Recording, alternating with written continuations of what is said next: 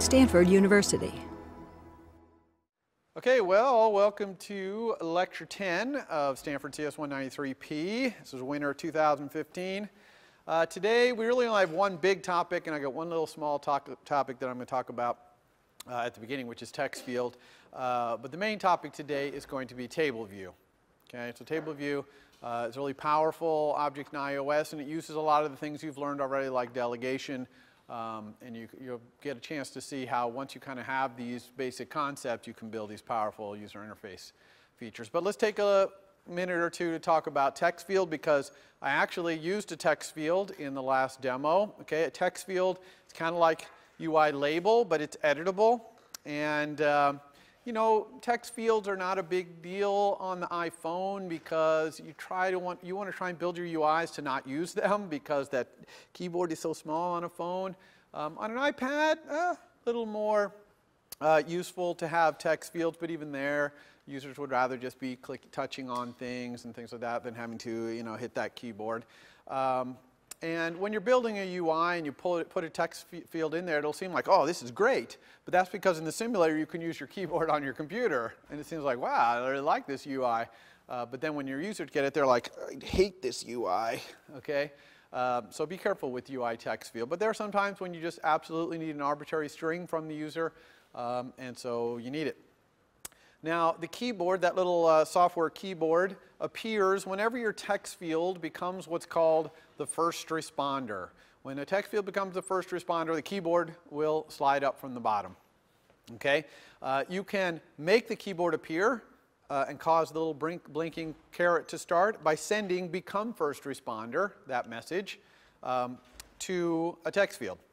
Or if you want it to make the keyboard go away, you can do that by saying resign first responder. So it's that first responder thing, that's what decides whether the keyboard's up and whether the blinking caret is there. Okay, very easy. The text field, unlike UI label, does most of its communication with the UI via delegation. That's why I don't really teach it to you until you've already learned delegation. Like one of the most important text field delegate methods is text field should return. And that happens when someone on the little keyboard presses the return key, which sometimes says search, sometimes it says go, sometimes it says return. It just depends on what kind of keyboard you have configured. And a lot of times in that should return, you are going to resign first responder because the users hit return. They want you to take the text they type in and do something with it, and you can make the keyboard go away. This does return a bool. Actually, I didn't really show that on the slide there, but it does return a bool.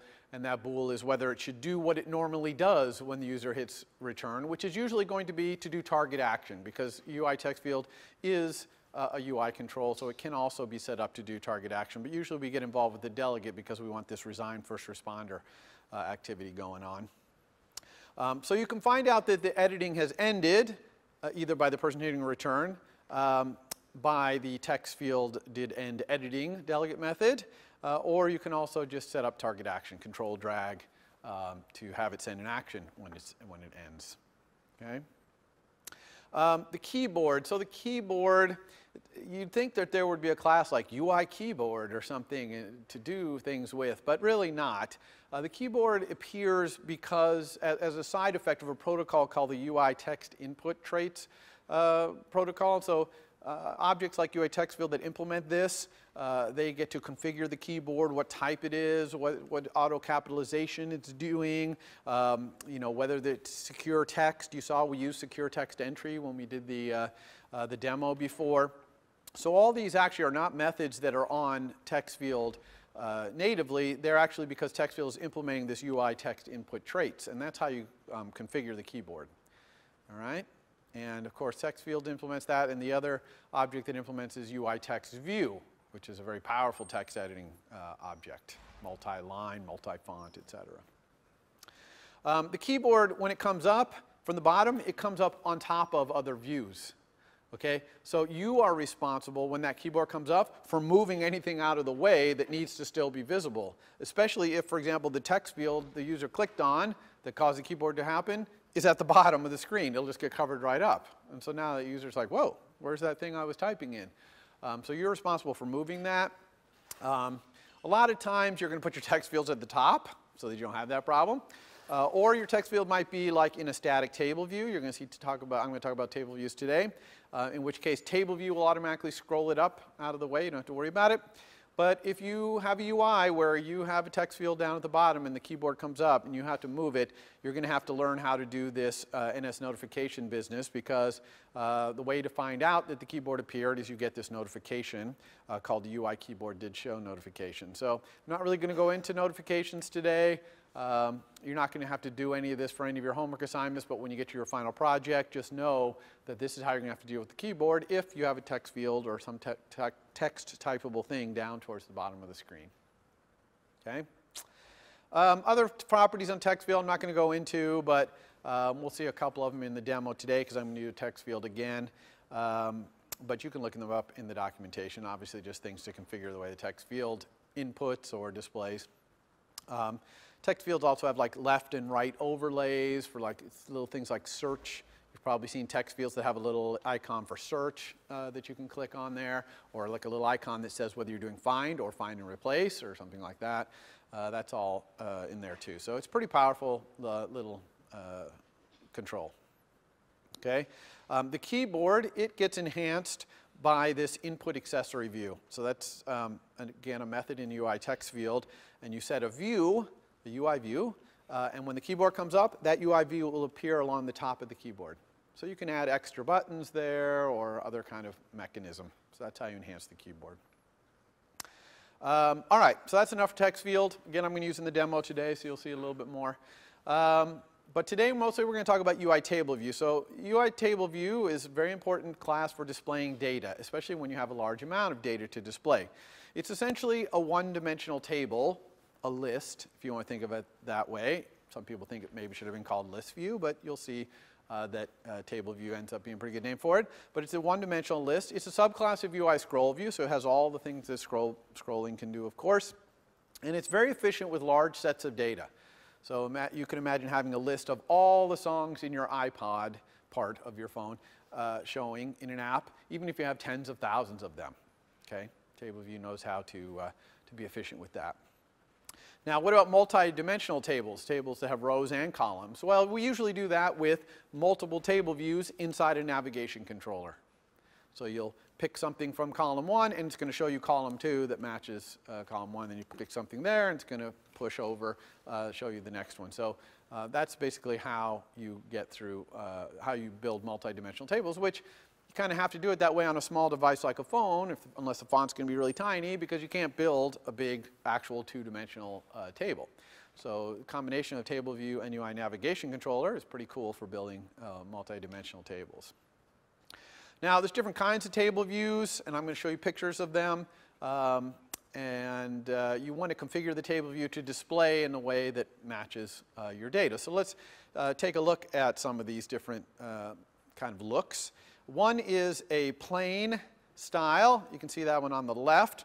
And the other one is a grouped style. Now, a grouped style, you can actually see that the little rows are kind of grouped. So like in miles and in kilometers is grouped into the distances group. And then driving and walking is grouped into the preferred directions group there.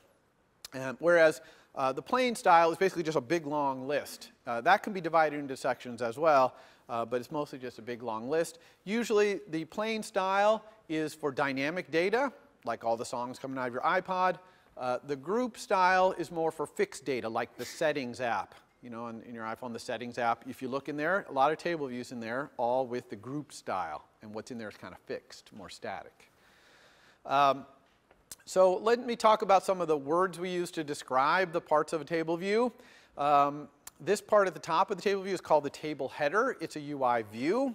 I'm going to put along the bottom here is just going to be the code, like the name of the property or the function that accesses this thing, but you obviously don't know any of that yet, so this is more for reference when you're looking back at the slides later. So there's the table header. That's at the top of the entire table. It's a UI view. And you can put things in there like a text field if you wanted to add searching to your table, things like that. We'll do that in the demo. There's also a corresponding table footer at the bottom. That's also a UI view. Okay, that's at the very bottom of the table. If you had 10,000 iPod items, it would be way down at the very bottom. You'd have to scroll all the way to 10,000 to get to that. Then all the information is divided up into sections. Okay, so you can have any number of sections in the table view, and each section has a header, a section header, like that. Okay, and of course, each section also has a section footer. All right, now the section footer and the section header are usually just strings, but there's also a way to make them be UI views as well if you really want complicated headers and footers.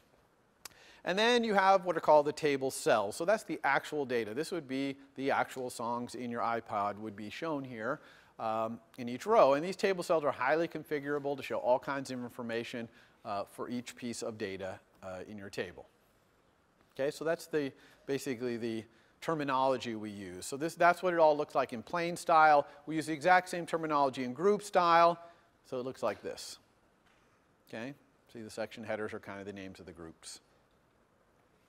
All right, here's what a table looks like. I hope that shows up. It looks a little washed out, but here, the version on the right there has sections. You can see like above the word Tokyo, there's a little word there that says Japan, and above Amsterdam, there's the little Netherlands there. Those are the section headers. Those are the names of the sections. And the one on the left has no section title, so the things are all just listed, not grouped. Okay. Now, each cell can have one of 5 different types. Okay, here's 4 of them right here. So you got the subtitle type, which just has kind of some big text and little text underneath it. You got basic, which has no little text underneath it. You've got the right detail and the left detail, which is the big text and the little text, just kind of arranged a little differently. Okay, so the type of cell that you choose determines how the big text and the little text are going to appear. There's a 5th kind of cell type, though, which is custom, which allows you to build whatever you want by dragging in UI labels and UI text fields and image views, whatever you want to do to build your own custom cell. And that's what we're going to do in the demo today. Okay, so that's the cell type. All right, so how does this whole table view business work? There is a class in iOS called UI Table View Controller. It's a subclass of UI View Controller, and it is kind of a prepackaged way to use table view that I highly recommend you use if it's at all possible in your UI. The only real limitation of UI Table View Controller is that the entire view of the MVC has to be a table view. So if you had some view where you had a table view and then some other stuff around it, that would not be using UI Table View for that. UI Table View Controller for that. You'd build your own view controller and you would just drag in a UI table view, which is just a UI view. Okay? You can add a UI Table View Controller to your app just by dragging it out of the object palette there. You can see a Table View Controller, and it'll pull the whole MVC out. Okay, a UI Table View MVC. So here's the UI Table View MVC that I've dragged out. Its controller is usually a subclass of UI Table View Controller, and its view is the table view. Okay, ultra simple little MVC here. But like any UI view controller, you're probably going to want to set the class of the controller to be some subclass of UI table view controller. So when you do new file to create your subclass, make sure that you pick subclass of UI table view controller if that's the kind of view controller you're making there. Okay? And then once you do it, you just, same thing as any other view controller, you set the class in the identity inspector. Okay, everyone cool with that? Now, the way that we're going to kind of connect our code to the UI table view is via 2 delegates that the UI table view has. One's called delegate and one's called data source. Okay, and I'm going to talk all about those later in this presentation. But just know that when you drag out one of these UI table view controllers, it's going to automatically wire up the controller itself as both the delegate and the data source.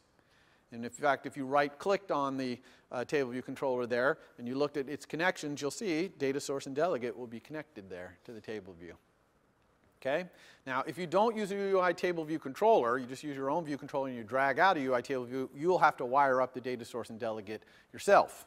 Again, usually to the controller, but you could wire it up to something else. But 99% of the time, you'd make your controller be the delegate and data source for things in the view, just like you did in your calculator.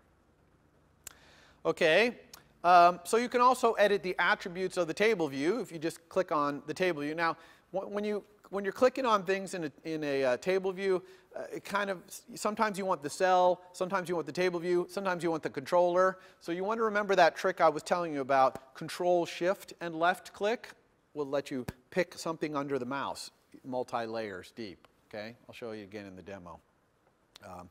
But you want to remember that trick when you're working with table views. So if you click on the table view, not the cells and not the controller, but the actual table view, then you can obviously inspect it. And so you can look in there and see all the various things that you can inspect about the table view. One thing that's important to set about the table view is whether it's plain or grouped. Okay, so this one that you're seeing is plain. Here I'm going to switch it over to be grouped. Now it's grouped. You can see in the storyboard it'll look grouped. Right? Another really important thing you can set about the table view is whether the cells in it are static or dynamic. So let's talk about static first. So here I'm going to switch to static. Static means that these cells in here are determined in the storyboard. So you can drag in buttons and labels, whatever you want in there, just like, almost like it's just an open area view.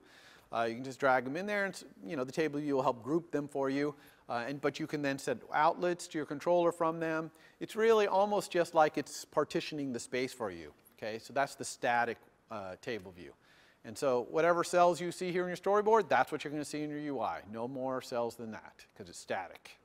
Okay, so it's almost just a way of grouping things. So again, this is for like the Settings app. In the Settings app, pretty much it's always the same thing in the UI. It's not dynamic. Now it can be. Some settings will let you set settings for different apps, and so maybe the list of apps can grow. So that might be a combination of things going on in there.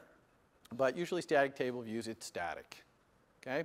Now the other side is dynamic table view. Now in a dynamic table view, these cells that you see, by the way, we almost always use dynamic in plain, in the plain style. These rows that you see are not, what you build in the storyboard is not what's going to appear in that one row. You're actually building a template or a prototype. And if it needs 10,000 rows to show your iPod things, it's going to make that row 10,000 times. Okay? So you see what I mean by you're making a template of it. You're making a prototype that's going to be replicated. Okay? So that's a very big difference there between static and these prototypes, the dynamic mode. In either case, the cells themselves can be selected. You click on those, and then you can see that cell is selected. You can barely tell because it only has the small little square there, this resizing square that shows that it's selected. But when you select the cell, you can choose its type. Like here, I'll change this cell to be subtitle type. So now it's that subtitle style. Okay. You can also change the little symbol that appears on the right side of the row. Here's a very special one called the detail disclosure symbol. Okay, there's also, you can put check marks over there and other things. We'll talk about detail disclosure a little bit later, because it's one that if you click on, it'll actually can do a different thing than if you click on the rest of the row. So it's kind of a little ancillary UI to that row.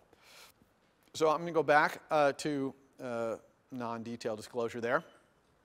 Now, we've talked about the cell style, subtitle, and all those, but let's talk about this custom style. What if I want to build a custom prototype that's going to be replicated for my entire table view? And you select the style to be custom. You see up there in the upper right. And now I can just resize this cell to whatever size I want. And I can go grab, I don't know, a label, let's say, and pull it out, drop it in there. You definitely want to use auto layout here, because I'm going to talk about how you can make the height of the cell adjust to whatever content is in there. But if you don't set up the auto layout constraints, it's not going to know what it can squish down and what it can't, etc. So you drag it out there, and so now you have the UI that you want, whatever, and you could have multiple labels, whatever you want in here, text fields, anything you can put in a view, you can put here. But when it comes to wiring up the outlets, you can see that I can't wire up an outlet or action to my controller, because I might have 10,000 cells. Okay?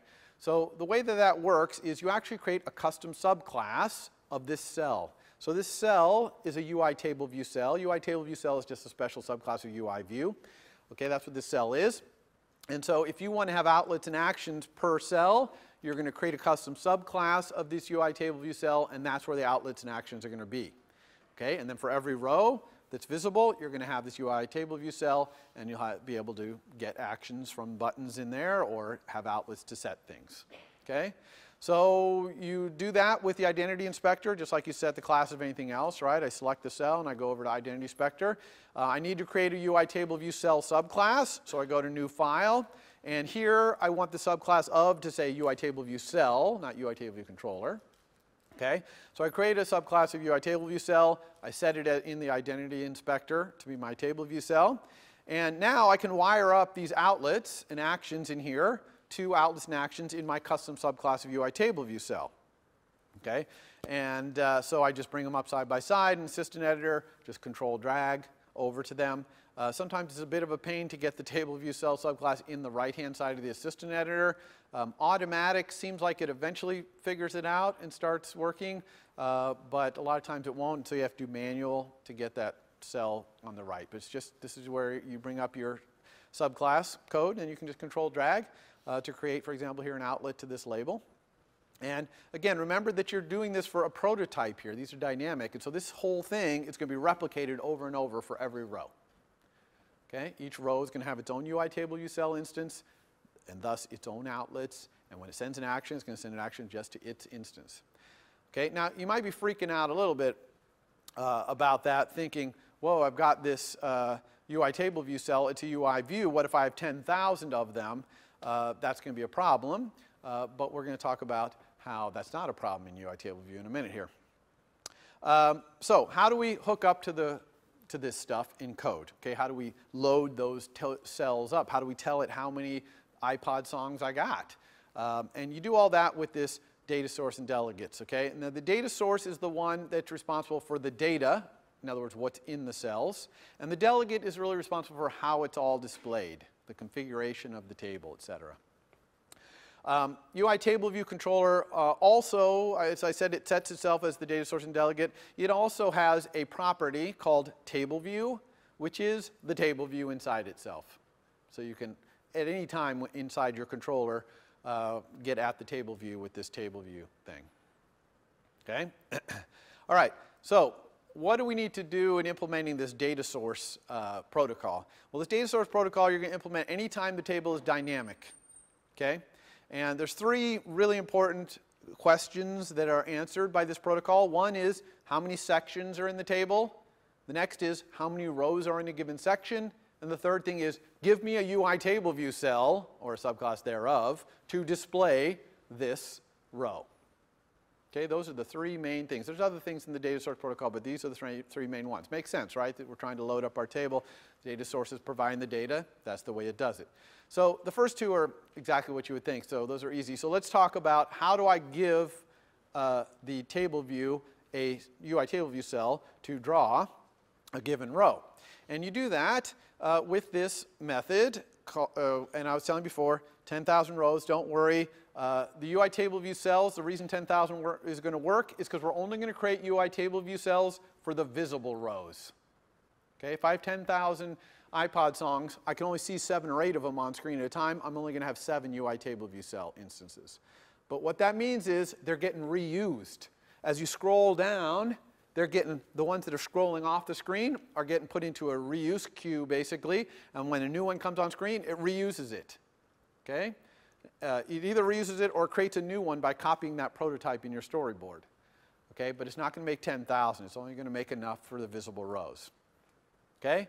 Now, that has ramifications for multi-threadedness.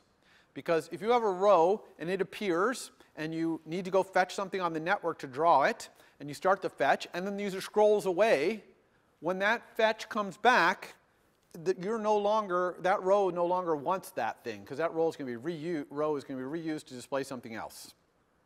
You understand? So be careful with multi-threadedness in table views, because those rows, the UI table view cells, are being constantly reused. All right, so here is the method that the UI table view is going to send its UI table view data source implementing protocol object, which is going to be your controller, to say, give me a UI table view cell. It's called table view cell for row at index path. Okay, and you can see it returns a UI table view cell. Obviously, it could return a custom subclass thereof.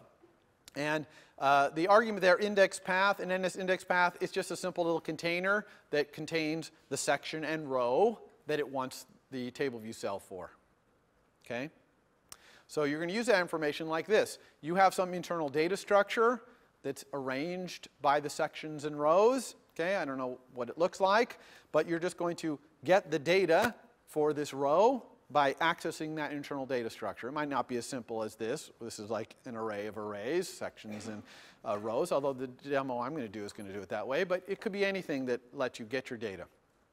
Once you have your data, then you're going to get a cell, a UI table view cell or subclass thereof, and you're going to load it up with that data, and it's going to display. Make sense?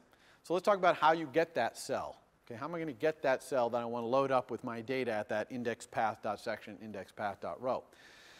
So to do this, I'm going to bring the UI back, but I'm going to keep this code there too. Okay, so let's have both the code and the UI on screen at the same time here, so you can see what's going on. So the way I get a cell is I'm going to call this function in table view called DQ reusable cell with identifier. Okay? Now, this is going to reuse the cell if possible, or if not, it's going to create one by using your prototype in the storyboard. Now, you tell it which prototype to use because your table view can actually have multiple prototypes. So you tell it by using the argument there, the first argument, the identifier, which you also need to fill out in the UI, in the storyboard.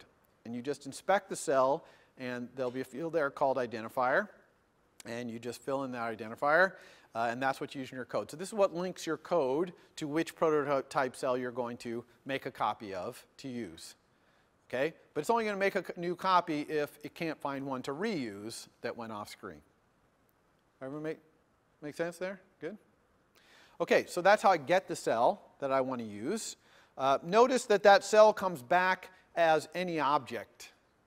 Okay? Even though it's a UI table view cell, it's historical reasons, it really should come back as a UI table view cell, but you're going to have to cast it to a UI table view cell or a subclass thereof. So, for example, if this prototype cell was, like subtitle or basic or something like that, it wasn't a custom one, then I'm going to DQ it as a UI table view cell, and then I'm going to use the API of UI table view cell to load it up. And if you look at the UI table view cell, it doesn't have a lot in it. It has a text label, which is the big text, and the detail text label, which is the little text. It also actually will let you put in an image there. It has an image view property, and you can just load this up. So here I've loaded up the big text with the word title and the little text with the word subtitle. That would happen in every single row.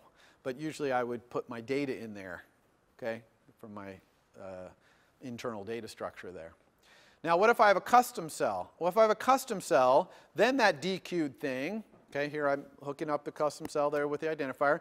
The DQ thing would be my UI table view subclass, UI table view cell subclass, right? And instead of doing cell.textlabel.whatever, I would call the public API of my UI table view cell subclass, right? It has some public API to set its whatever it's displaying, and you would call that. Make sense? Question about that? Okay. So that's how you get the cell. And how does the data source report how many sections and rows to use? Really simple. These two data source methods, number of sections in table view and number of rows in section. So you just implement those methods, and you return the value, the appropriate value there. The number of sections by default is 1. So if you don't implement number of sections in table view, you'll get one section. And one big section with as many rows as you want. However, there's no default for the method number of rows in section. This is a required method in this protocol. You have to implement it. Obviously, the table view has to know how many rows are in each section. Okay? Cell for row and index path also is required for dynamic tables. If you have a static table, you don't have to implement any of these. Because a static table, it knows how many rows and sections there are because you set it up in the storyboard. It doesn't need the cell for row and index path because it can get it right out of the storyboard, and there's no reuse happening or any of that stuff in a static table. Okay? All right. So, in summary, the way you load up a UI table view is you implement the data source, almost always in your controller. you just say how many sections there are and how many rows in each section. Then you implement cell for row at index path by dequeuing cells, loading them up with the data at that row and section and row, and returning it. That's it. That's how table view works. It's pretty straightforward. But you can see the power of this simple protocol delegation-based API allows you to handle 10,000 cells, because you got that reuse going on, without a lot of work from you, the programmer. Okay? All your work is really just to manage your model, get your data ready so that when the section and row is asked for, you can load up a cell. Okay. Section titles, you know, like when I showed you the one we had Japan and the Netherlands, those titles are considered part of the table view's data, and so it is the data source that provides them by implementing table view title for header in section or title for footer in section, and it just returns a string. If a string is not sufficient to show your title, you can actually get the delegate involved then, not the data source but the delegate, and it can provide a UI view. Even if it provides a UI view, probably you're going to use your data source, your model, to load up that UI view anyway. So since the data source and the delegate are pretty much the same thing, it's a fine distinction there, but you should be clear about it in your mind. So there's a bunch of other methods in the protocol. Most of them are about deleting rows or inserting rows or moving rows. Now, why would the data source be involved in those things? Well, if I delete a row, well, I have to delete that data in the model. Right? If I move the rows around and the order of the rows is reflecting something in the model, then I need to move it in the model as well. Okay? So that's why the data source gets involved there, and you can look that up in the documentation there. All right, how about segueing? What happens when someone touches on a row? Well, if I'm in a navigation controller especially, I'd like to segue off to some other view controller. And you do that just by control dragging. So you just control drag from the prototype, or in a static thing, you can control from a static one. But you control drag from a prototype, and then you just set the segue type, show or show detail, whatever. And then you, oh yes, if you have that little detail disclosure I told you about, that special little right-handed icon, you can control drag from it as well, and you'll see that you can choose the accessory action. So each row can actually send two different segues, one if you click on the row itself, and then one if you click on that little round circle. Okay? Either way, you just set the identifier of the segue as usual, and then implement prepare for segue. But let's think about prepare for segue, because I've got this prototype row and I've got 10,000 of them. When I segue, I've got to know which row caused that segue, which of the 10,000 rows. So how do I do that? So let's look at prepare for segue. This is a typical prepare for segue in a table view controller. And it looks, all the stuff in green is all the same as any other one, so you don't even really have to look at that code. But the yellow there, the sender, is the first time we've used the sender in prepare for segue. And that sender is going to be the UI table view cell of the row that you're segueing from. Okay? That's the magic. Now, it's any object, so you're going to want to cast it using as to be either UI table view cell or your subclass thereof. All right? So now you've got the cell that you're segueing from. Now, a lot of times you'll want to get the index path of it right now, the NS index path to section and row, because your data, your model is going to be indexed usually by section and row. So you're going to use this method index path for cell, which you pass the cell to, but you have to cast it first. You can't pass it as any object. You have to pass it as a UI table view cell. And now once you have that thing, you can do your normal segueing. So you're going to get the destination view controller that you're segueing to as whatever class it is. Then you're going to use the public API of that thing you're segueing to set it up using the data at the section and row of the cell that was clicked on. Right? Okie doke. All right, so that's all the UI table view data source. That's getting the data into the table, segueing, all that business. Let's talk about the UI table view delegate. Okay? So the UI table view delegate controls how the thing is displayed. Not the data, but how it's displayed.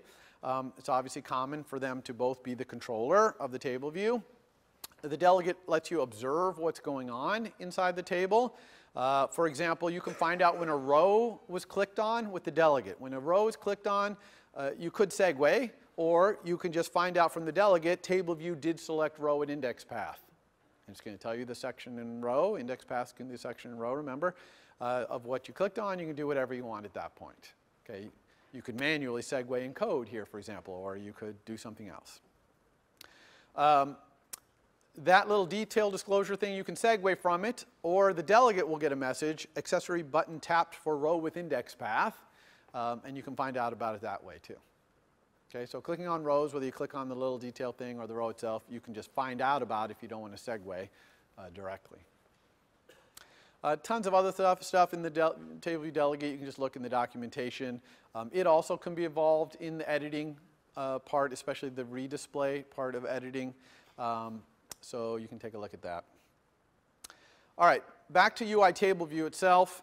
What if your model changes? You've done all this stuff to implement the data source. You loaded up your 10,000 cells. What happens if new songs got added to your iPod library and you need to redisplay? Well, you can send a message to your table view, reload data, and it will go and send number of sections in table view and number of rows in section for each section and call cell for row at index path for all the visible cells and reload up all your data.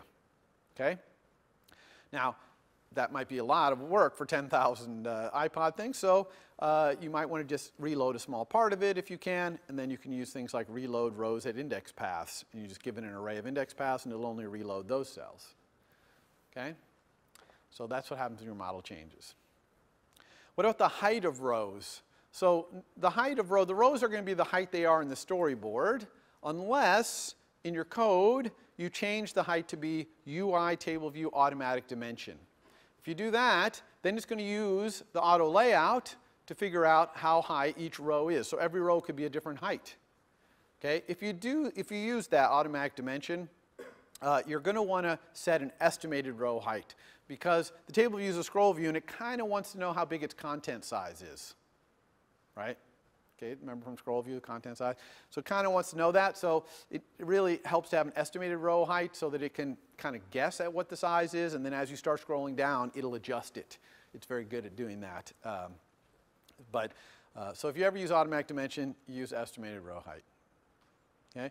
Now you can also have your delegate calculate and report the height of each row using height for row at index path. Okay? Or there's also estimated height for row at index path. You can implement either of those. And that's a way that maybe you can calculate the row height without having to do the full auto layout calculation or something, or you can estimate it better than just a fixed estimated. Your delegate might be smarter than that, so you can do that. Okay, so dozens of other methods in UI table view itself. Things like scrolling to a row. You want to scroll right down to a row. Or you want to manage whether multiple rows can be selected at the same time. Those kind of things are all controllable by methods in UI table view itself, not in the delegate or data source. Okay, so that's it. As usual, a demo is worth 1,000 words. So let's do a little UI table view demo here. What we're going to do is we're going to build an app that searches for something in Twitter and shows us all the tweets that match. Okay? Should be easy. Let's see if there's anything else here to talk about and coming up. Oh, yeah, your assignment 4 is going to go out. Might post it right after lecture today, probably, but you have until next Wednesday on that one. It's going to be a table view-based thing. On Wednesday of this week, I'm going to go over the requirements for your final project. And then also I'm going to cover a whole bunch of other things like alerts, unwind segues, timers, and if I have time on Wednesday, I'll actually start on animation, which is going to be our next major topic. Friday's section is an awesome one for this week, which is UI collection view. So UI collection view is kind of like a table view, except for instead of everything being in a strict list, it can be kind of arranged how you want on screen.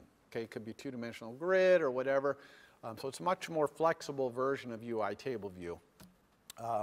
And then next Monday, remember, no lecture. We have a holiday. Okay. So let's go to Xcode. We're going to build a new app. So I'm going to say create new project, single view. I'm going to call this smash tag. Okay. Put it in our normal place here. I'm going to move this stuff out of the way as I always do. We're not going to work on doing any of that today. Okay. So I just have my storyboard here. It's got this one controller, and I'm actually going to delete this controller. All right, so now we have a completely empty storyboard. And I'm going to start by dragging in a UI table view controller. So let's go grab a UI table view controller. It's right near the top of our object palette here. So I'm going to drag this out. There it is. I'm also going to embed it in a navigation controller. Okay? Because someday I might want to click on my tweets in here and have it show more information, like maybe in your assignment 4, perhaps. All right, so we have this table view controller. It really doesn't make sense to have a controller without a custom UI view controller subclass, of course, as you well know from all of your assignments so far. So let's go ahead and create a custom subclass here. So we'll do File, New. And it's iOS source, CocoaTouch class. Here I'm going to be very careful to say I want a UI table view controller. I'm going to call this tweet table view controller because that's what it's going to show. It's going to show tweets. Okay? And we'll put it in the normal place where you put everything. Here it is. I'll actually leave the code in here, all this commented out stuff, because some of this stuff is kind of interesting for you to learn about how to do things like deleting rows and stuff like that in the table view. So, and here is the data source methods, and we're going to go implement those. So I'll leave this stuff in here. I'm just going to get rid of did receive memory warning because we're not going to deal with that. Okay? So here we go. Here's our code right here. Let's talk about the model of our, oh, sorry, one more thing before we do that. Let's go back to our storyboard and make sure we set this to be a tweet table view controller. Okay, so I'm just in the identity inspector here. That's a common thing to forget to do. You'll notice immediately when you start trying to wire things up, oh, oops, that's not going to work. But anyway, common thing to forget there. All right, so let's talk about the model of this table view controller. And what it's going to be is, it's actually going to be an array of tweets, but it's really going to be an array of tweets. Okay, why am I going to make this an array of an array? Okay, it's because I'm going to have multiple sections. Each section in my table view, they're not going to have headers or anything. Each section is just going to be a new batch of tweets. Okay, so every time I get a new batch of tweets, because you know how Twitter is, things are always happening on Twitter, there's always new tweets being put on there. You want to be able to constantly be seeing the latest ones. And so I'm going to be fetching them every once in a while, and I'll just throw them in to my array of tweets. So that's why I'm making an array of arrays. Everyone understand that? Why I'm doing that? So each array inside is a different section in the table view. Now, what's a tweet? Okay, got this thing tweet here. What is that? Well, I'm going to give you the code to do that. I'm going to give you these Twitter files right here. So you can just drag them in to your project here. And what do these things look like? Let's take a look at them. So there's these 4 classes in here. Twitter request is the class you use to actually request tweets from Twitter. And I'm going to show you how to use that in this demo. Tweet is the things that come back. So Twitter request is going to give you an array of tweets, basically. You're going to tell it what to search for. It's going to give you an array of tweets. Could not be simpler. Tweets have some, things like the text of the tweet, when it was created. It also has things like the hashtags and URLs and users that were mentioned inside the tweet. Okay, so things like the user has its own little class here, user, that just has screen name, etc. So these classes, you don't really need to call any methods in any of them except for a Twitter request to actually do the search. The other ones are just like bags of things that are holding things like about the user's username, things like that. Okay, so it's pretty easy to use this little thing. So now we have tweets in here, so this makes sense. We've got our nice model. So let's go ahead and make a request. Let's see what the code looks like to make a request to Twitter. And I'm going to do that here in my view did load. Okay. Let's go leave the rest of the comments in there. And so all I need to do this is create a request. So I'm going to let a request equal Twitter request. So I'm going to have to use one of Twitter request's constructors here. And I'm going to use the one that lets you specify a search. Okay? So I'm going to search, let's say we'll start out just searching for hashtag Stanford. That's a good one to start with. And a count is how many tweets I want to get in this request. So I'm going to just do 100. And these other things are optional, so I won't even specify them. Whatever they are is what they are. Okay? So now I got my Twitter request. I'm just going to execute it. I do that by calling this method in the Twitter request called fetch tweets. Now fetch tweets takes one argument, which is a handler. Okay? A closure, basically, we're going to specify here. Okay? That gives back the array of tweets. You see how it's giving the array of tweets as the argument? So that's going to be the argument to the handler. So I'm actually going to use the trailing closure notation here to do this. And so this is asking me, what do you want? I just double-clicked on that, by the way. It's asking me here, what do you want to call this variable? So this is my new tweets that are coming back. Okay? And so inside here, I can just do whatever I want with my new tweets. Well, what I want to do is very easy. If there are any of these new tweets, because maybe it couldn't find any, but if there are any, then I'm just going to say self.tweets. Now I have to say self. If I don't say self, you know it's going to complain because it's inside a closure. But I'm going to say tweets.insert the new tweets at index 0. So I'm going to put it as the first section in my table view. Okay, remember tweets is an array of arrays, and each one is a section. So I'm going to put it in section 0 of my tweets right there. You can see it's complaining because this is inside a closure, and it wants me to put self in front so that I'm clear about the fact that I'm capturing self. Now that's not going to be a problem in this case, but it's always something you should think about, is whether you're capturing something that points back to it. Then I'm going to reload my table view. Okay, so I'm just going to say table view reload data, and that's going to cause my whole table to get reloaded. Now again, I could try and just reload this one section, section 0. That'd probably be better, but I'm just doing a demo here, so I'm going to reload my whole table. It's not that expensive to reload my table anyway. Okay? So that's simple. That's all that's necessary. Now, can anyone see what might be a problem with this? Conceptually? When do you think this is called? Sometime later, right? I'm requesting tweets. I don't want to block my main queue.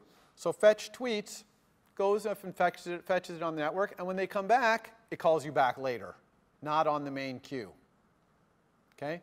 So we cannot actually execute this code like this because this is UI code, and so it can't be done off the main queue. So here we have to dispatch this back to the main queue. Okay? I'm going to do the same thing here, my trailing closure notation, like this. So I'm going to put this inside here,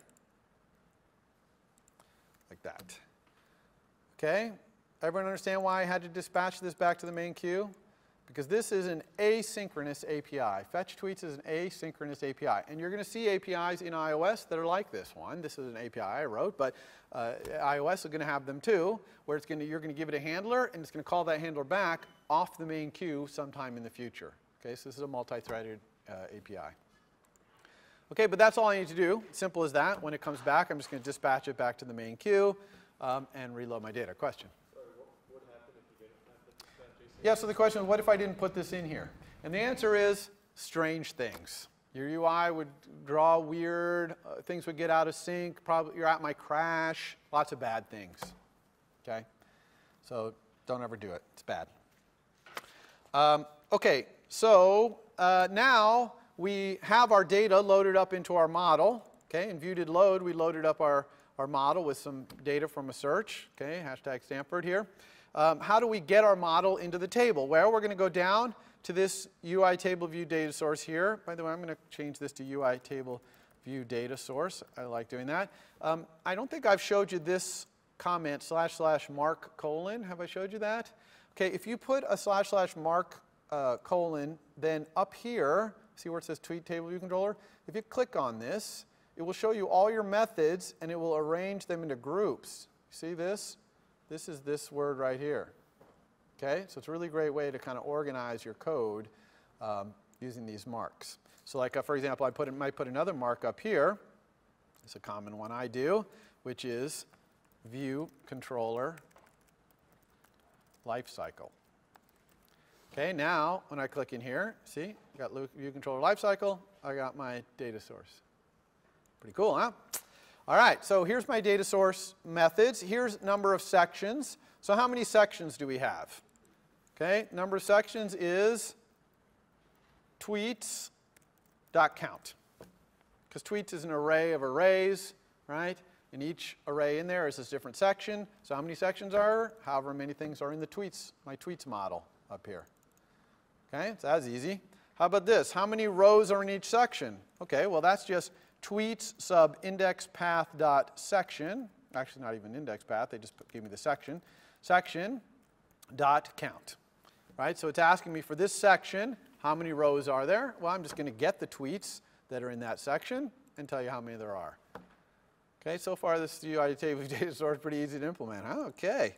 How about this one? Cell for row at index path. So we got to do this DQ reusable cell. It automatically puts it in there. We need a reuse identifier here. I'm going to be a good coder and say private struct storyboard static let cell reuse identifier equals, we'll say tweet. And then I'm going to put that here instead of this thing, storyboard.cell reuse identifier. Okay, so, but we have to put this string in the storyboard for the prototype we want to use to build this cell. So let's do that. Let's go back to our storyboard here. Okay, here's our table view. I'm going to click to select this row. And again, I could use Control-Shift and click to pick the controller, the table view, the cell, or even the views inside. So I want the cell here. So I got this cell selected. I'm just going to inspect it. And right here you see identifier. I'm going to say tweet. And that says whenever I DQ a reusable cell's tweet, this is the kind of cell I mean. Okay? We'll configure that in a second. All right, so here we have the cell that's been reused or pulled out of there. Now we just need to configure it. And since this is currently a normal cell, just a regular cell, not a subclass, I'm going to use those things, text label dot text to set the title. Let's set the title to be the actual tweet. Okay, so we'll have the big text be the tweet. We'll have the little text. Let's go back to our storyboard. This cell, let's make this cell's type be subtitle. Oops, sorry, clicked. Let's make this be a subtitle style, right, where you got the big text and the little text. So I'm going to make the big text be the text of the tweet and the little text be the user who tweeted it. It's not very good UI, but we'll make it better in a minute. All right, so probably want to do a question mark here in case that's nil because it's optional. So I need to basically find the tweet that's in this row and then just specify these tweets text. So how do I get the tweet that's in this row? Let tweet equal something. Well, that's just going to be my tweets sub index path dot section index path dot row.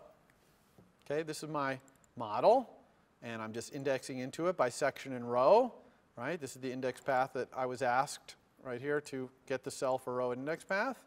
So now I've got the tweet. So I'll make its text, and now I'll say detailed text labels text is the tweet's user's screen name. Or it's actually their real name. What the heck? Okay? Everyone understand what I'm doing here in cell for row at index path?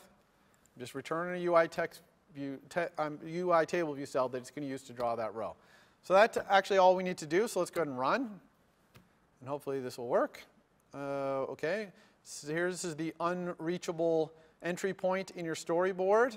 Okay, that's because we need to have the entry point come in here. So I'm going to select this navigation controller and go over here to, select it as the initial view controller. Put that little arrow there. Okay, now it'll probably work a lot better.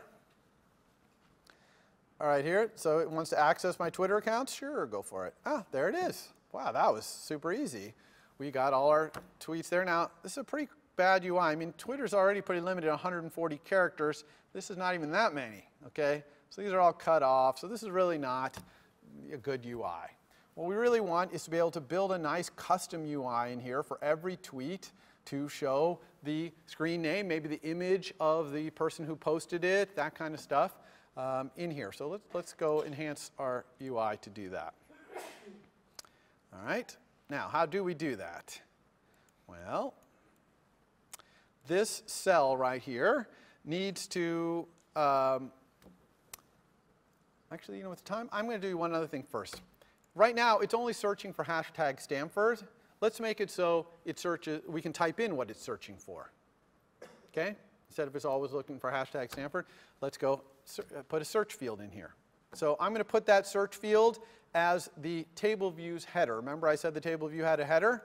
So I'm going to put that there. So I'm just going to go grab a text field, typable in text field that we talked about. Here it is. And I'm just going to drag it right up here at the top of the table view. Okay, here it is right here. I'm going to make its font a little bigger, 20-point font right there. I can also do things like put a placeholder text in here, so when it's empty, it kind of tells people what to do. So this is a Twitter search query right there, so they know what to do. And then I can just wire up to this header view using normal outlets. So let's go ahead and wire this up to our table view. I'll just control drag to probably a little higher up here. Yeah, right in here. This outlet, I'm going to call it my search text field. Okay, there it is, my search text field. Let's go back here. All right, so here's our search text field right here. Now, when this search text field is set by iOS, I'm going to set myself as its delegate. So I can start doing some of those UI text field delegate things we talked about. So I'm going to say here, search text field dot delegate equals self. Okay, now it's going to complain because I don't implement the UI text field delegate protocol. So I'm going to say, okay, sure, UI text field delegate. So now I'm a UI text field delegate. So now I can implement some of those UI text field delegate things. What's this one? Oh, sorry. Yes, we want this in the did set. I was trying to make that a computed property. Okay, so that's the did set. All right, so inside there we want to do something. Now, right now our search is hardwired here to be hashtag Stanford. So let's make it so it's not hardwired anymore. Okay, let's have it search for some search text. Okay, so I'm going to make a var up here, search text, which is going to be a string. We'll make it optional so you don't have to set the string here. Okay, I get into that quite a bit, don't I? It's because I got sticky keys on and it gets stuck. Okay, and we'll still have the default be Stanford. Okay, and we're going to need some did set in here. So here's our search text. And down here, since it can be an optional, I'm going to say if the search text does not equal nil, because I don't want to search for nil. That makes no sense.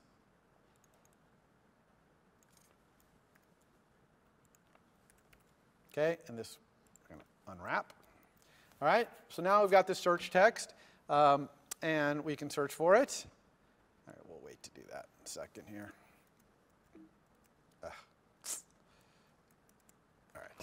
Okay, so I got our search text. Now let's go back down to our search text field right here.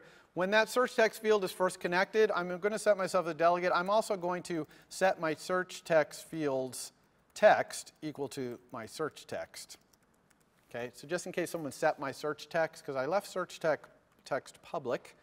Okay, so if someone set it before my outlets got set, this would pick it up later, so that's good.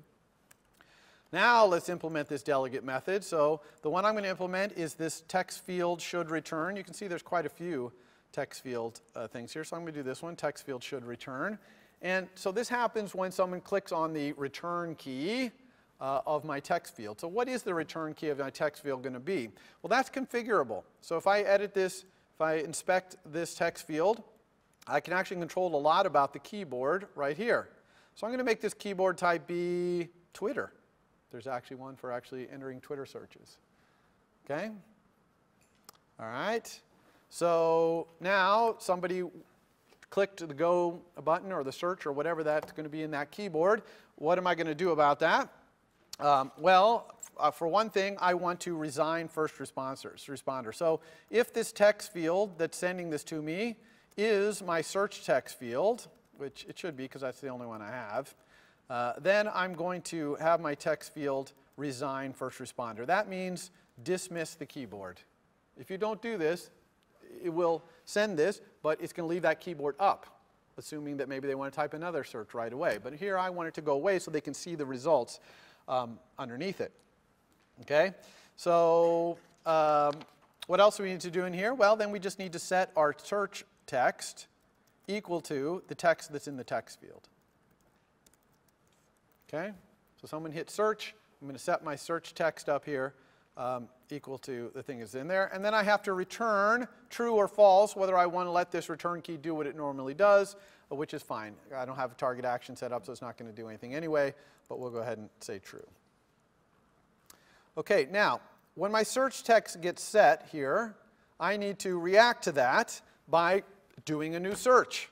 So I'm going to go here in my search text, and whenever my search text is set, I'm going to basically clear out my table and then refresh. So let's go ahead and say tweets, remove all. Okay, so I'm going to remove all my tweets that I have because I'm doing a new search. Then I'm going to reload the table view here. Reload data in the table view. That's going to blank out the table view because I just set all my tweets to nothing, removed them all, and then I'm reloading. So that's going to clear out my table view while I'm doing my search. Remember, my search might take a minute if I'm on cellular, so I don't want to be sitting there with the old result. That'd be confusing, so I'm just going to clear out my table. And then I got to refresh my data. So I'm going to call refresh and take this code out of here and put it in another method called refresh. Refresh. Okay, I'm going to do the same thing I was doing before. I'm just going to call it both in view.did_load when I start up, and also anytime someone changes my search text. In my search text also, if someone sets my search text externally, I'm going to update my search text field also, if it's around. Okay, so that way if someone's using my public API and sets my search field, it'll appear in the text field. I want it to show up in that search text field. All right, let's see if I got everything here. This works. All right, here we got hash Stanford. That worked. We searched here. So maybe we could search for, I don't know, hashtag Grammys. And there we got stuff about the Grammys. Okay? So that's good. We got searching going. So now let's go back to do what I was going to do, which is let's make that row be a lot better than just the tweet cut off and then the person who did the tweet. Let's make it a much better UI. So we're going to do that with custom cells. So I'm just going to select this cell right here, okay, and change it from being a subtitle cell to being a custom cell. Okay? And then inside this custom cell, I'm going to build whatever UI I want. And I'm going to be able to wire up its outlets and actions to a subclass of UI table view cell. So let's create that subclass of UI table view cell.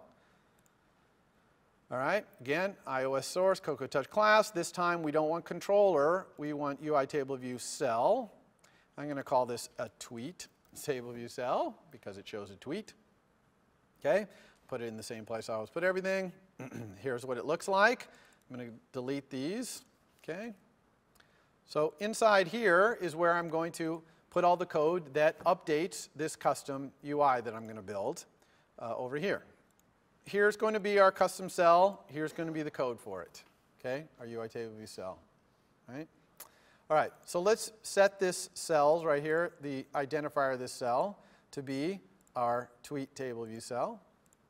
Okay, if you forget this step, then obviously you won't be able to control drag between these two. And then let's go ahead and build this UI. Actually, we'll go ahead and get full screen for that. I'm going to build this UI. What do I want this UI to look like?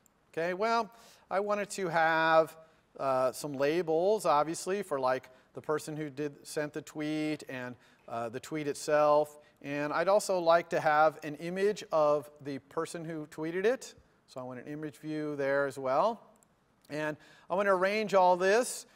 This image view, I want it to always be a fixed size. I'm going to have it be 48 by 48. That's big enough to kind of see it, but not so big that it's dominating the space, because this is going to be, you know, each row is going to be a tweet. I want to get as many of them on screen as I can. So I'm going to set this thing to be 48 by 48. I could use the dimensions inspector here to do that. 48 by 48. There it is. I'm going to put this in the upper corner here. I'm going to do the auto layout for this really fast, okay, because you're hopefully Guys are getting familiar with that, and also we got time constraints here. So I'm going to put this thing in the upper corner, top space and leading space over there. I'm also going to fix its width and height. You can drag something onto itself and then set things like aspect ratio or width and height. Okay, so I've set its width and height, so that's good. That guy seems to be happy there. I don't see any yellow. Let's put this guy. This is going to be the name of the person who is tweeting. Okay, so I want that to be the whole width right here. And let's go ahead and hook that up so that it's hooked up to this thing. I'm going to hook up just the horizontal spacing there. Let's also hook this one up to the top. And let's hook this over to the right. Okay, so we've got that one hooked up. That one seems happy. Okay, this one is going to be the actual tweet. Now, this one I want to be kind of big. Okay, I want to use a lot of space here. And normally in a label, if you have more than one line, it just draws one line and dot, dot, dot. Have you noticed that? So there is actually a way in label, if you inspect label, to say wrap. And the way you do that is by saying how many lines you want. And if you specify 0 as the lines you want, it'll use as many lines as it needs. So it's kind of a cute way of doing that. Another thing about these labels is they are currently the system font. That is bad. Why is it bad that those are the system font? Because the system font is not for the user's content. Okay, I talked about this in one of the lectures. User's content, you want to use the preferred fonts, which you can get to by picking this little typeface here and going down to text styles. So this is the tweet itself, so that's kind of the body of the user's information here. And this one, which is the user who tweeted it, that's kind of like a header or a caption or a header at the top. So I'm going to pick headline style for that. So these fonts are going to be picked by the system to look nice. Also, if the user goes into settings and changes their preferred font size, these will get bigger. And since I'm going to build my UI to be flexible, my cells will just get bigger in that case, or smaller. So it's all going to happen automatically. I don't have to actually do anything to make that happen, except for do my auto layout right. Okay, so I got that one. Let's go ahead and control drag this one up to here. Here I'm going to set both the vertical spacing. I'm also going to line up these left edges. Make sure the left edges of these two line up together. I want this edge to be here. I want this one to be, oops, down to the bottom here. So I think that's probably good. Let's see if I forgot anything. Oh yeah, two views are vertically ambiguous. Okay, these two views, it says, are vertically ambiguous. That's, again, our friend the hugging. Okay, one of these two, these are both labels. They both want to hug exactly the same amount. If I look at them, you can see they both have a hugging priority vertically of 251 and 251. So I have to pick one of these that's not going to hug. Now, it's not going to matter here, actually, because my whole row is going to hug. So they both are going to get to hug. But I still have to pick one that has priority for hugging. So I'm going to make the big one here be less likely to hug. So as soon as I change that, now you can see only frames are the problem. So let's go here and update our frames. Okay, still looks good. Okay, it's all looking good in there. I actually was going to also put a little thing here that says the time of the tweet, but I'm going to skip that for time things. I'll do it in the code I post. I'll put it in there, though. All right, so we've got this UI kind of looking the way we want it to look. How are we going to hook it up to our table view cell? Well, we're just going to do it just like we do anything else. Control dragging. All right, so we've got our UI here. Let's hook up, let's say, our image view. So I'm going to drag this in here. This is going to be called my tweet image view. It's going to show that. And then I'm going to drag this one, which is going to be my tweet screen name, I think I called that. And this is going to be the actual tweet text label. Okay, so I got my outlets in here. And so now I just need the code that makes all these outlets get updated when someone sets the tweet. So I need some public API, which is going to be a tweet. Okay, this is going to be the public API of my tweet table view cell. It's what I'm going to use in my self-heroic index path to set that up. So when the tweet is set, let's do a did set right here and update our UI. Okay, and in update UI, then I'm going to do all this. Okay, so that's what I'm going to do. Tweet created label, I decided, we're going to save some time and not do that, but I'll uncomment this out and put that in when I post this. But all this does here is just sets the tweet's label, text label to the tweet's text. It sets the screen name to the user, and it sets the profile image to the user's profile image here. Okay? Now, notice this one right here blocks the main thread. So in your homework, one of the required tasks is you can't block the main thread, so you better fix this. Okay? I'm not going to fix it, but you had better. And anywhere else you block the main thread, you're going to fix. Okay? All right. So now all we need to do is go back to our controller right here. And now our self-row and index path is going to be a little bit different because our thing is not a UI table view cell anymore. It's a tweet table view cell. And we're not going to do these things right here, the detail label and the text label. Instead, we're going to set that public API, which is cell.tweet equals the tweet, which is actually this. So actually, I'll make my code look nice and go like that. Get rid of that. Get rid of that. So actually, our code got simpler here because we transferred a lot of the responsibility to display the thing into our tweet table view cell, which is over here. Right? Everyone understand we're configuring this cell by using this public API. It's just going to update its UI, which is going to set all these outlets. Everyone cool with that? All right, let's see if I forgot anything. All right, look at this. Okay, this is looking a little better. It's still not quite right because look, all these rows are the same height even if the tweet inside is small. Okay? So why is that happening? Well, that's happening because by default, if you look in the storyboard, okay, if you take a particular cell here, okay, Control-Shift, pick the cell, and you inspect right here, you'll see its row height is fixed. Okay, fixed to 162 points high. And I don't want that. I want it to be, I want this basically to be the estimate. This 162, I want it to be an estimate, but I want it to actually calculate it using the auto layout. So I'm going to fix that in here. I'll do it in view.did_load. Where's my view.did_load? Up here. I'm going to say that my table view's estimated row height equals the table view's row height. So that's the height it has coming out of the storyboard. And then I'm going to reset the table view's row height to UI table view automatic dimension. Okay? So when you set the row height to this automatic dimension, that means calculate the size. But it's going to use whatever row height is in the storyboard as an estimate. Okay, so let's see if that works. Now if I got my, yeah, it looks like it works fine. See, this one's nice and small. This one's larger, etc. Okay? Oh, was there something there I'm going to have to bleep out on iTunes U or something? I don't know. Be careful there. Oh, look at this. Let's see if it, look at that. Nice. Okay.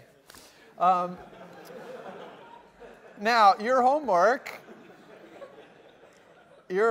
Jesse, is going to be to a couple of things. One, to highlight all these mentions, the hashtags, users, etc. And also, when you click on one, you're going to segue to a new table view you're going to write that's going to show all the images that are attached and all those hashtags, etc. And then you'll be able to click on those again and keep navigating. Okay? So that's basically, that's the base of your assignment. Okay? Now, the last thing I'm going to show here is how to basically refresh this table, because tweets are always happening, as we notice right here from Jessie. Maybe Jessie's still tweeting. I don't know. We can't see the rest of her things without quitting our app and restarting. So what I want to be able to do is pull down on my table view and have a little spinner come up here and have it fetch again. And when it's done, add that to my list. So that's what we're going to do right here. First of all, how do you get that spinner?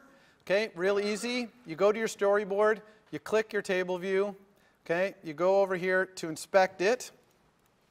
All right, and in the inspector, actually you inspect the controller, you look right here, it says refreshing. See, it says refreshing disabled. That means refreshing is not allowed in this table. So I'm going to enable that. Now, nothing appears to have happened. You don't see the little spinner appear here on the storyboard.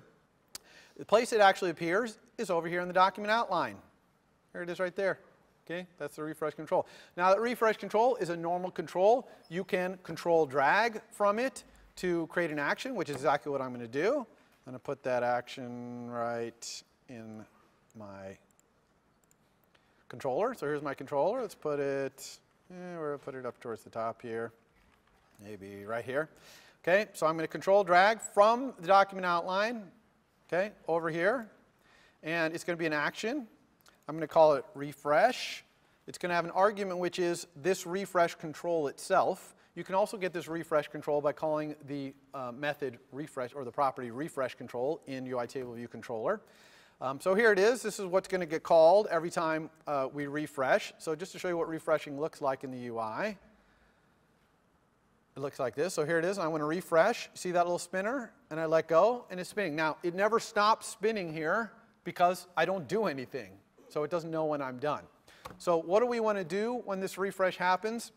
Well, actually, we want to take that search, whatever the last search we did here for tweets, and we want to get a follow-on search that says, give me more of those. Well, Twitter request that I provided for you has a nice property that if you give it a request that you've already successfully made, it'll give you a new request to get more. Okay, so that's exactly what we're going to do.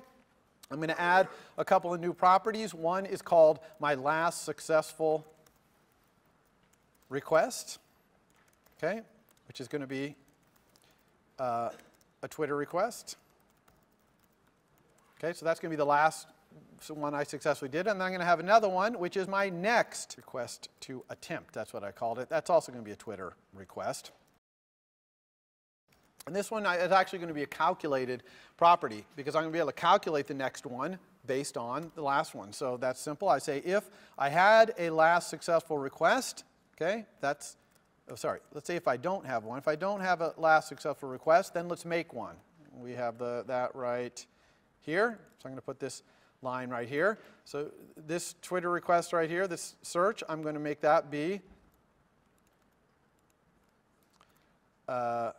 my request. If the search text is not nil, then I'm going to return that as my next request to attempt.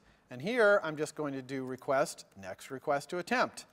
So this place where I was fetching before, instead of always fetching the search text, instead I'm going to do next request to attempt, which, if we've never had a successful request, is going to be that same search. But if we have successfully requested something, then I'm going to return our last successful request for newer. Okay?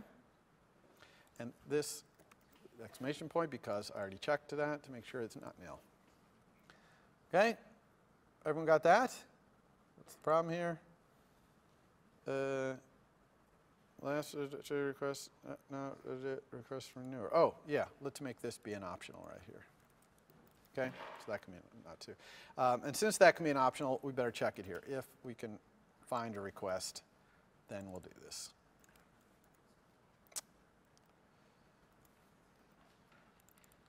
You pay the price. You pressed the wrong key. Okay, luckily we have undo. Okay, so there we go. So that's it. So now we are always doing it. Now the only thing here is, otherwise we'll return nil. The only thing here that we need to do is every time our search changes, we need to set our last successful request equal to nil. Okay? Because as soon as we're searching something new, now our last request doesn't matter, so we're going to set it to nil. And that's going to cause this next request to make a new search. Okay? And then the last thing we need to do is turn off that little spinner. Okay? So where are we going to turn off the spinner? Well, if we go off to do some searching, okay, then when we come back, we can have our refresh control turn off. I'm going to move this right down here into that target action, okay, because I have my refresh control then. So I'm going to say sender, end refreshing. Is that what it's called? Oh, yeah, end refreshing. Let's go ahead and make this an optional, which you're allowed to do for target action argument. Make that an optional. And I'm going to say that. The reason I'm going to do that is because I still want refresh to work. When we call refresh from code, I still want that to work, and I'm going to do that by calling this refresh here with my refresh control as an argument. So I'm just calling this one. Do you see the little organization I did there? And in fact, if we call from code, I want that spinner to start spinning. So I'm going to say if my refresh control is not nil, in other words, unless someone's calling refresh before my outlets are even hooked up, then I'm going to start my thing spinning. So I'm going to say refresh control, begin refreshing. Okay? So here I'm beginning it refreshing in code. Okay, here it's being sent target action, so it's beginning by itself, and either way I'm ending it. Now, what if their search text is nil? Then I also want to end refreshing, because I can't actually search. And everyone understands that this is not going to get called and this, right? Because this is being called dispatched from another thread. Okay? This needs to be else. Okay, so this is only going to get called if this is not nil. Okay? All right, let's see if this all works. All right, so that worked. Did you see that little thing spinning when I first launched? So it worked to call it from code. That's cool. Oh, look at that. Now, I hope you guys will be nice to me here and not putting something. There we go. We're getting more stuff. Okay? Now, I should be careful here to keep refreshing. In fact, let's try something else. Let's try Grammys again. Maybe people are still tweeting about the Grammys. Okay, so here we go. There we go. See how we're getting newer ones each time we refresh? Or maybe we could do GSW Hoops. I think the Warriors are playing right now. There we go. Okay. Well, nobody's too excited about it, though, because they're not tweeting. All right. So that's it. That's all I wanted to do. So you will get to start with this code when you do your assignment. Sorry for going a little long. I'm here if you have questions. For more, please visit us at stanford.edu.